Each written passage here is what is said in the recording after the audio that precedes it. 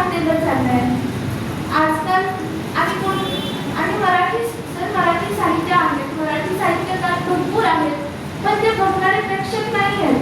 आजकाल सगळ्यांना हिंदी चित्रपट, हिंदी गाणे आहेत ते चांगले, मी नकार नाही देते की ते चांगले नाही आहेत, पण आपल्या मराठी भाषेबद्दल पण आपल्या मनामध्ये स्वाभिमान असलं पाहिजे, आपल्या मराठी भाषेबद्दल आपल्याला प्रेम असलं पाहिजे.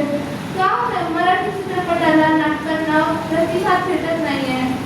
का मराठी भाषेच्या साहित्याला एवढा प्रतिसाद भेटत नाहीये? आजकाल मराठी चित्रपटांना इतके चित्रपट मराठीमध्ये बनतात, पण ते बघण्यासाठी प्रेक्षकच नाहीये.